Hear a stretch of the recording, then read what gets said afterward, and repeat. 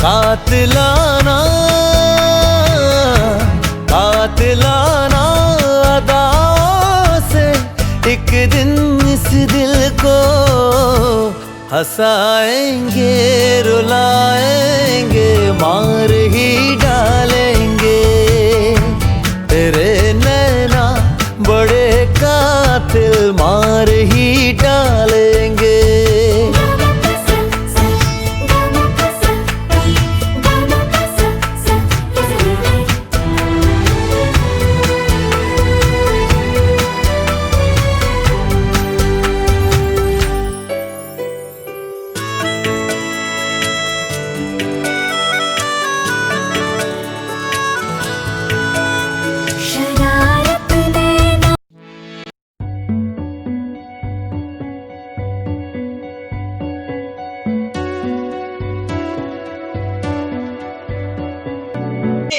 दोनों साथ में होकर, वेदों का कथन है पति पत्नी जो होते हैं कांधे से कांधे मिलाकर पग से पग मिलाकर चलते हैं, काम काज आदि करे, दोनों का सहारा हो तो जीवन सफल में बीत जाता है।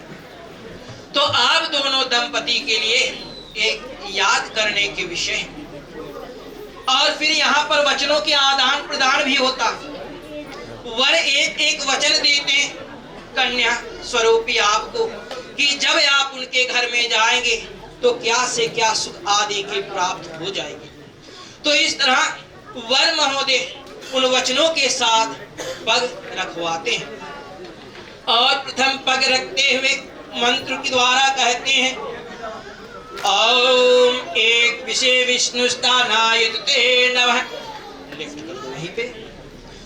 अर्थ यही होता है श्रोता पहले पद रखवाते वर कहते हैं कि हे सखे प्रिय, आज मैं जो विष्णु स्वरूप आपको पत्नी स्वरूप में स्वीकार करने के आप लिए आया हूँ, तो आज मैं आपको एक वचन दे रहा हूँ कि आज से हमारे घर में अन्न इत्यादि की मालकिन देख रेख करने वाली आप बनो। और फिर दूसरे पद रखते हैं ओम ते उर्जे विष्णु स्थानाय ते नमः। दूसरे पद रखवाते कहते हैं वर कि हे सखे प्रिय, इस तरह तेरा यश बढ़े और अन्न आदि के सेवन करने से यानी भोजन आदि जब लोग करते हैं देह में क्या ताकत बल की प्राप्ति हो जाती है। तो इस तरह वर कहते हैं कि हमारे घर में आपको भोजन आदि करने से बल ताकत आदि की प्राप्ति हो। और फिर तीसरे में ओम ते निरास्पा विष्णु ते नायत ते नमः।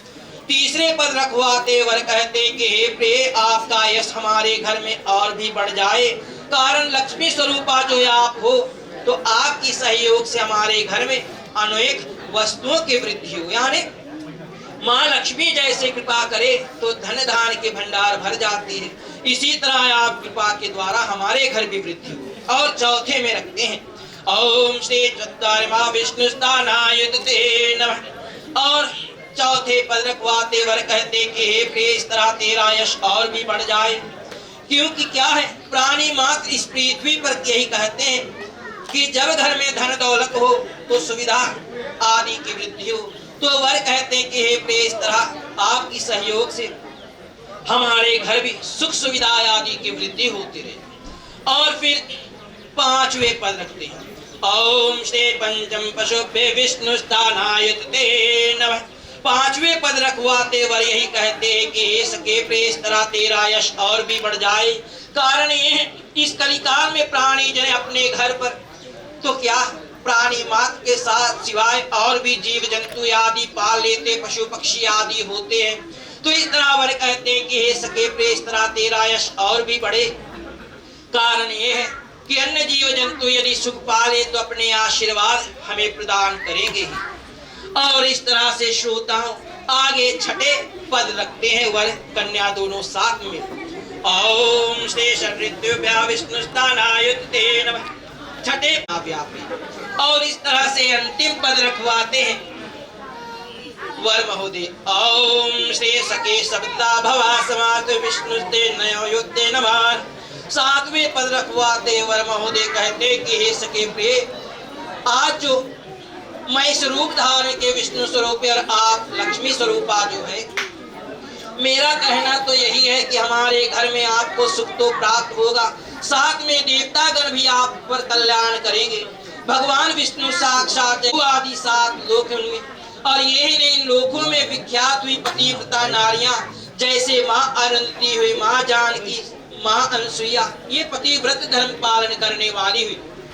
और इसी तरह अपने पतिव्रत धर्म इस तरह कायम की कि आज तक उनके गुणगान लोग करते हैं, उनके उपमा लेकर अपने जीवन बिता लेते हैं। तो वर कहते कि हे सखे प्रेम, इस तरह मैं वचन देता हूँ कि निश्चय आप भी उस लायक हो जा, हम अगले घर में एक श्रेष्ठ पतिव्रता नारी बने।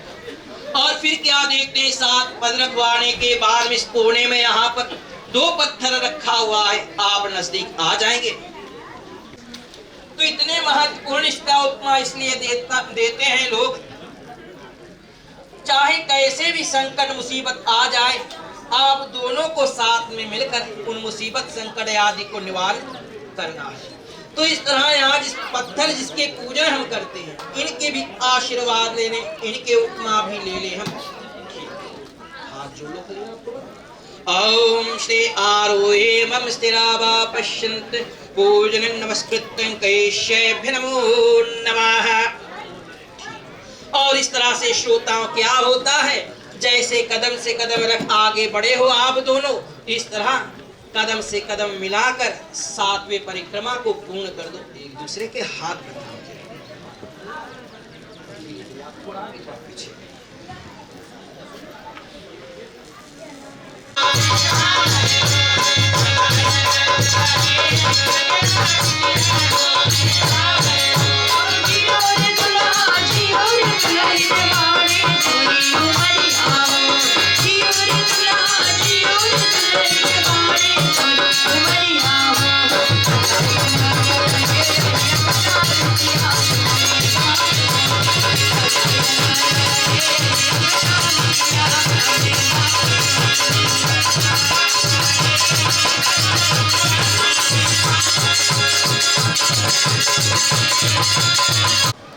कभी भी अब आप पूजा यज्ञ आदि के विषय में सोचो तो निश्चय हमसे पूछ लेना कि कहीं ऐसे ना हो जाए हम उस लायक ना हो पूजा यज्ञ आदि करने के निमित्त, तो आप अकेले से करें।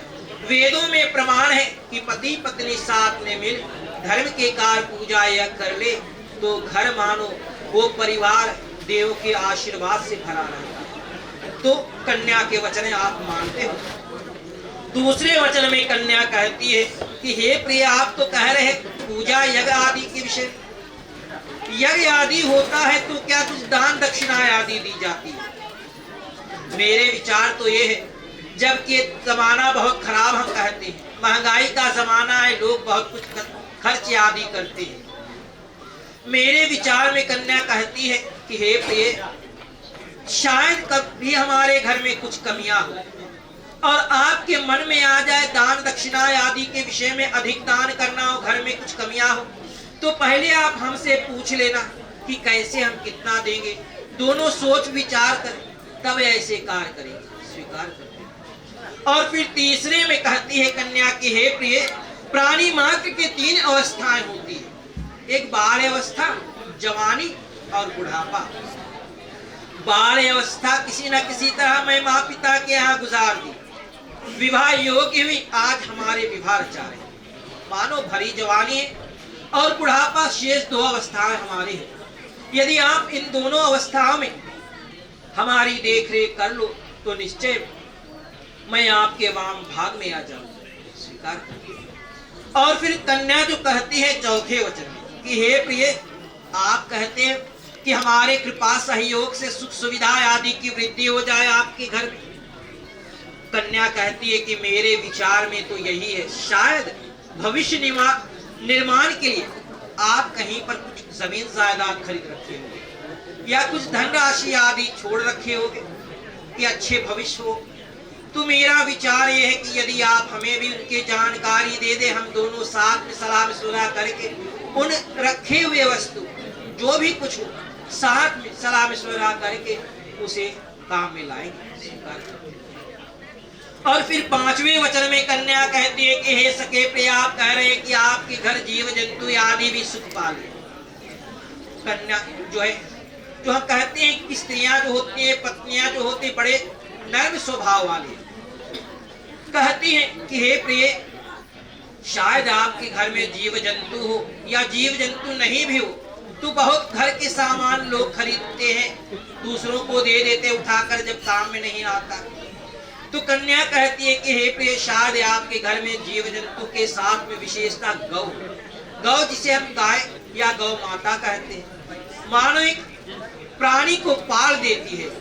दूध पिलाकर हम पलते हैं, बड़े हो जाते हैं, बछड़े बेच देते हैं और ऐसे ऐसे बहुत कुछ काम में आ जाता है। तो कन्या कहती है, गाय के उपमा श्रोता हम इसलिए देते हैं कि वो सबसे उत्तम वस्तु मानी गई। उसके सिवाय इस कलयुग में, आज के जमाने में लोग घर द्वार की मानो इस तरह सजावट आदि करने लगते हैं। कभी कभी क्या देखते हैं, घर में एक वस्तु पड़ा है, चाहे पत्नी हो पति हो, सोचते हैं कि और भी ऐसे वस्तु ला दे, बेकार की खर्च कर डालते हैं। तो इसी तरह कन्या कहते हैं, शायद आपकी खरीदने बेचने के मन में कोई भी वस्तु हो, भावना आ जाए तो हमसे भी पूछ लिया जाए। और छठे वचन में कन्या कहती है कि हे प्रिय, हमारा जो देश है रमणीक द्वीप, हम कहते हैं यहाँ पर मौसम का बदलाव अचानक ही हो जाता है। गर्मी अचानक से पड़ जाए, अचानक से वर्षा हो जाए, और ऐसे समय में क्या होता है, लोग बीमार पड़ते हैं। तो कन्या कहती है कि हे प्रिय, यदि ऐसे मौसम में अचानक बदलाव होने के कारण मैं बीमार पड़ जाऊं तो आप हमारे साथ ना छोड़ना। और फिर सातवें वचन में कन्या कहती है कि हे सखे प्रिय, मेरा सातवां वचन तो ये है कि कभी भी मैं यदि अपनी सहेलियों के साथ में हूँ, परिवार जनों के साथ में हूँ, तो मेरी हंसी या निंदा ना करना है। कारण ये है कि श्रोताओं क्या होता है, निंदा करना, अपमान करना एक दूसरे के विरुद्ध होता है, भावना बदल जाती, गुस्से में आ जाते हैं लोग, और फिर क्या मानो क्या से क्या होता है, और फिर वो हम कहते हैं कि स्वभाव चिड़चिड़ापन आ जाता, एक में नरमी एक में गर्मी, तो शोभायमान नहीं होता। इसलिए कन्या कहती है कि हे प्रिय, आप हमारी हंसी कभी ना करना। और श्रोताओं, इस तरह जो कन्या के साथ वचन को मानते हैं उनके होने वाले पति श्री, परंतु क्या जो पति होते हैं उनका ये कर्तव्य होता है कि अपने ही अमानत को संभाल रखे, यानी अपने अधीन रखे। कैसे रखे, कुछ पाबंदी लगा देते हैं, कुछ उपदेश आदि देते हैं ताकि दोनों का कल्याण हो जाए। इस तरह कन्या के समक्ष वर कहते हैं, शेष चार जो वचन हैं, कहते हैं कि हे प्रिय पति स्वरूप, मैं जो होने जा रहा हूँ, मेरा तो कर्तव्य है आपकी देख रेख करना। प्रथम मेरा वचन ये है कि कभी आप ऐसे स्थान पर हमारे घर में हो या गांव में हो या कहीं भी हो, हमारे सिवाय आप अकेले ऐसे स्थान पर ना जाना जहाँ कोई रहे नहीं, क्योंकि निर्जन स्थान जहाँ कोई नहीं रहता वहाँ के वातावरण अपवित्र सा माना गया, स्वीकार करते हैं। और दूसरे वचन में वर कहते हैं कि हे प्रिय, जमाना बहुत बदल गया, मानवता प्राणी में रहता नहीं, दानवता छा रहा है, लोग की भावनाएं बदल रही है। विशेषता मनुष्य जो होते हैं, प्राणी मात्र जो पुरुष वर्ग के होते हैं, अब पुरुष वर्ग तो कहा, स्त्री वर्ग लोग भी ऐसे करने लगे हैं। क्या करते हैं, धर्म आदि से विमुख हो जाते हैं, शराब आदि के सेवन में लग जाते हैं। तो वर कहते हैं कि हे प्रिय, ऐसे लोग जो है होते हैं, इनमें मानवता नहीं दानवता आ जाता है, अच्छे कर्म नहीं कर पाते, अच्छे वचन नहीं उच्चारण कर पाते, तो दानव यानी असुरीपन जो हम कहते हैं, राक्षसीपना इनमें आ जाता है। तो वर कहते हैं कि हे प्रिय, ऐसे लोगों के समक्ष आप ना जाना, ऐसे करने से शायद आपकी निंदा हो सकती है, आप में नीचापन आ सकता है और हमारे दंपत जीवन में कड़वाहट भी ला देगा, स्वीकार करते हैं। और फिर तीसरे वचन में वर कहते हैं कि हे प्रिय, यदि आपको कभी भी घूमने फिरने की इच्छा हो, हमारे घर हो आस पड़ोस में जाना हो, शहर में जाना हो, परिवार वालों के यहाँ जाना हो, तो निश्चय आप, यदि हम घर पर ना रहे, हम तो नौकरी करते हैं, घर पर माता हो या कोई भी हो, आप उन्हें बतला कर जाना। ऐसे नहीं कि वो समय हमें याद आता है, वेदों में कहा गया, प्रभु श्री शिव जी की बात जो माँ पार्वती नहीं मानी, हट पूर्वक जिद करके पिता के घर गई, तो क्या से क्या दशा सहना पड़ा उन्हें, कोई उन्हें मान सम्मान नहीं दी और आखिरी में दाह स्वयं करने को हो गई। तो इस तरह वर कहते हैं कि हे प्रिय, कहीं भी आपको जाने को हो तो हमें या हमारे घर वालों को बतला कर जाना, ऐसे नहीं कि हम आपको ढूंढते फिरते हैरान हो जाए। स्वीकार करते हैं आप। और फिर चौथे वचन में वर कहते हैं कि हे प्रिय, आज जो हम सभी को साक्षी मान हमारा विवाह संस्कार हो रहा है, वचनों के आदान प्रदान के, वेद के द्वारा, मंत्रों के द्वारा, यही हमारा धर्म है मानो। यदि सदा हमारे साथ रहकर धर्म के कार्य आदि आप कर लो, तो निश्चय मैं आपको आज से, अभी से वाम भाग में स्वीकार करने को तैयार हूं। स्वीकार करते हैं। तो श्रोता, इस तरह कन्या जो है वर के शेष 4 वचनों को मान लेती है और अब बारी आती है आसन बदलने की, यानी कन्या जो है पति के बाएं भाग में चली जाएगी। खड़े हो जाएंगे आप दोनों।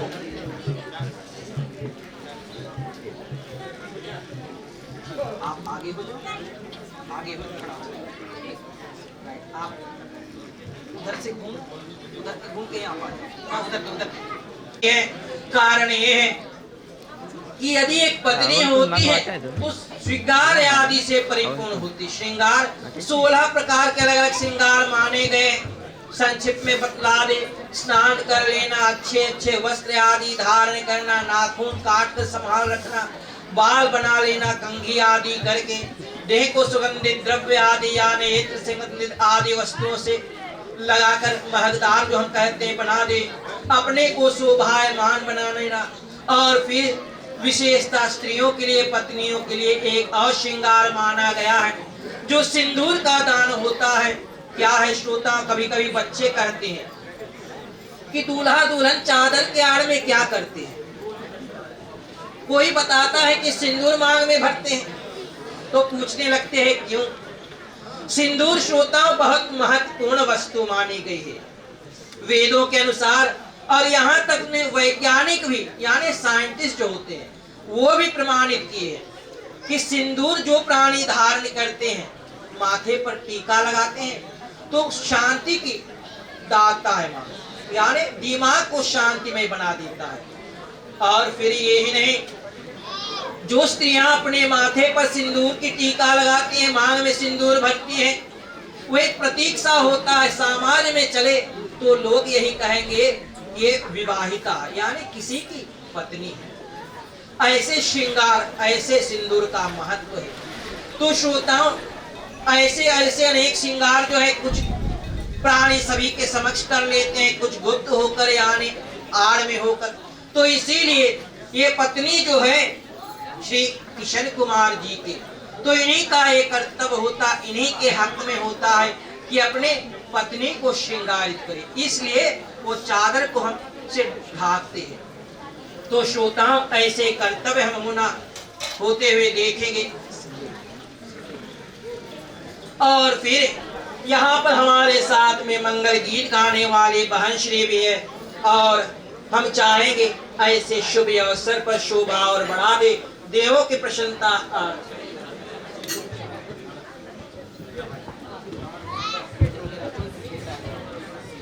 जी हाँ दोस्तों, भंडारी की तरफ से सूचना है कि जितने भी लोग यहाँ पर भोजन करना चाहते हैं वो जाकर भोजन कर सकते हैं, और भोजन परोसने वाले बिल्कुल तैयार हैं।